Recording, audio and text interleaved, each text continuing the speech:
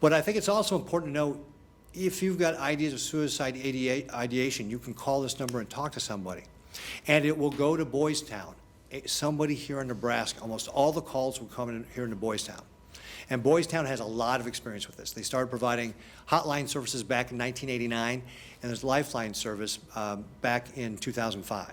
So they've been doing this for a long time, and they're very good at it.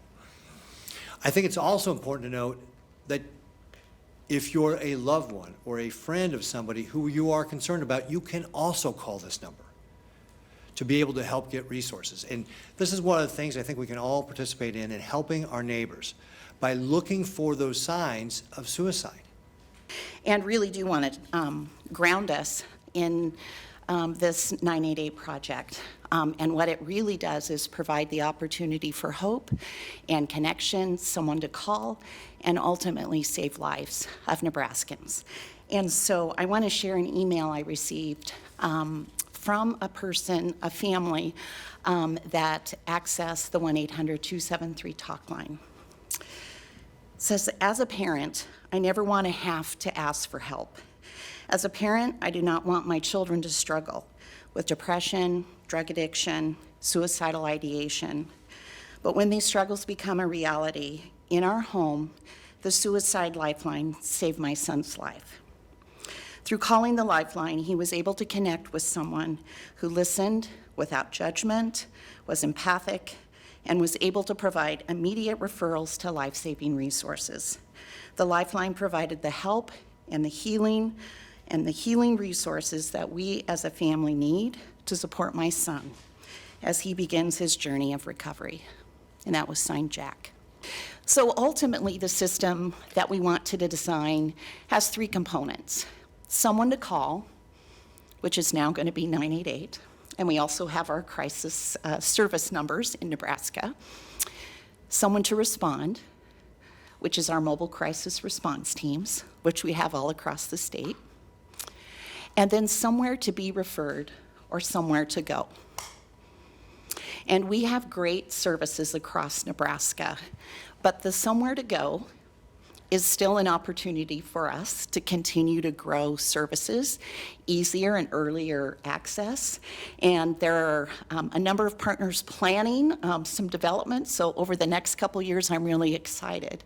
The Nebraska Public Policy Center, the behavioral health authorities across the state, and all of the providers and stakeholders who have participated in all of the implementation planning teams and meetings over this last year. We've been very busy, and it's been a really good opportunity to work together again to move things forward. It's absolutely been a huge pleasure to work with everybody across the state, because we are benefiting our state. I do want to start talking this morning really with that reminder that where 988 as a crisis line is coming from. The 988 crisis line is taking the existing National Suicide Prevention Lifeline, 1-800-273-TALK, and it's transitioning it to that 3-digit, easy-to-remember phone number, 988, as really that first step in creating a crisis continuum for suicide prevention, as well as mental and behavioral health crisis, really mirroring the 911 model. I do want to provide a little bit of utilization and service provision data to give the scope of Nebraska call volume and service need.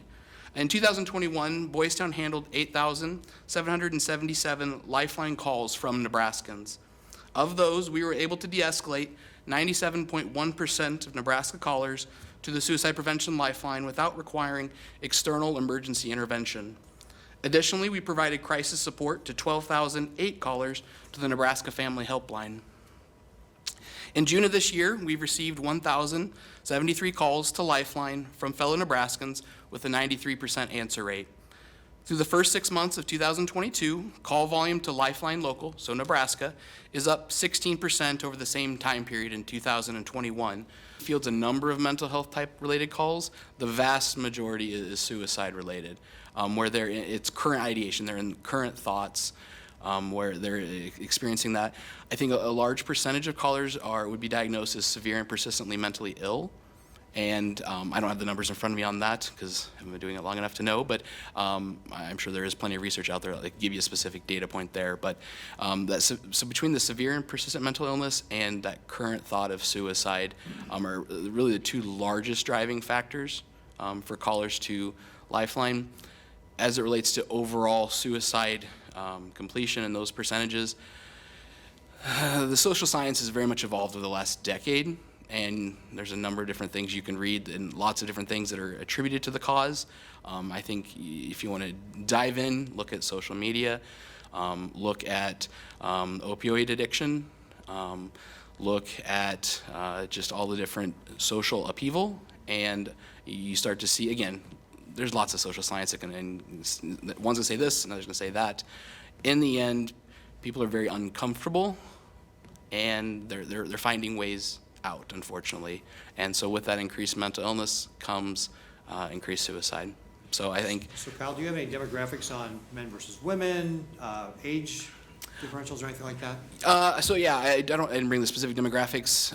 Really the standard kind of men attempt less and complete at a much higher rate. Here's the one that bothers me the most, is the 10 to 14-year-old suicide rate is skyrocketing, and any given year it's the number one or the number two reason that a 10 to 14-year-old dies in this country, and that bothers me.